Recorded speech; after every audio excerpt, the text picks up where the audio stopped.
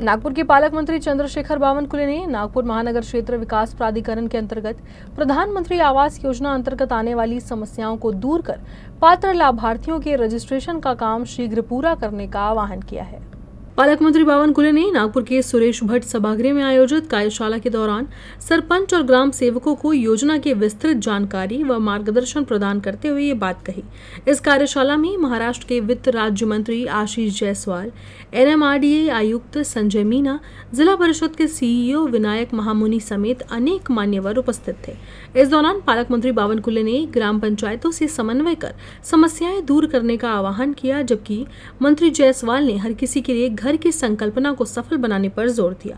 इस अवसर पर प्रधानमंत्री आवास योजना के तहत उत्कृष्ट कार्य करने वाले 9 ग्राम पंचायतों को गौरव चिन्ह देकर सम्मानित किया गया।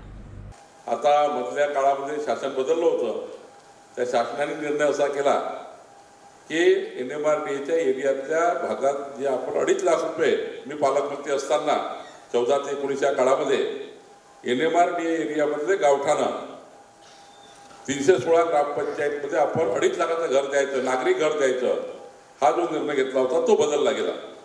त्याचं परिपत्र काढण्यात आलं।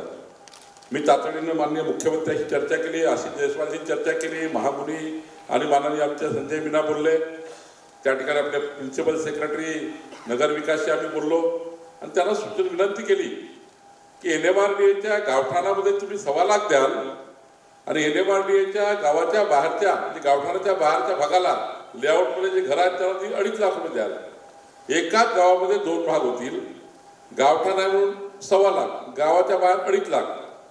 ही काही बरोबर भूमिका नाही आहे आणि मला या गोष्टीचा आनंद आहे की राज्याचे मुख्यमंत्री देवेंद्र फडणवीसजी यांनी तातडीची बैठक घेऊन माननीय आमचे नगर विकास जे आपले SCS श्री असिंग गुप्ता आणि संजय मीना यांनी याची दखल घेतली आणि माननीय मुख्यमंत्र्यांच्या आदेशाने आता 316 ग्रामपंचायतीमध्ये 2.5 लाख रुपयाचं घर आता शासनाने मंजूर केलं।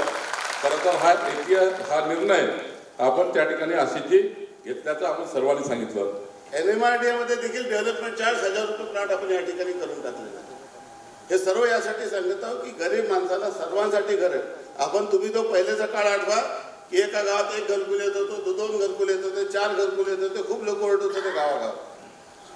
परंतु माननीय नरेंद्रजी मोदी साहेबांनी प्रधानमंत्री आवास योजना ही अस्तित्वात आणली आणि एवढ्या मोठ्या प्रमाणामध्ये पूर्ण देशामध्ये घर बांधले आणि सर्वांसाठी घर स्वप्न जे प्रत्येक माणसाचं घराचं स्वप्न होतं।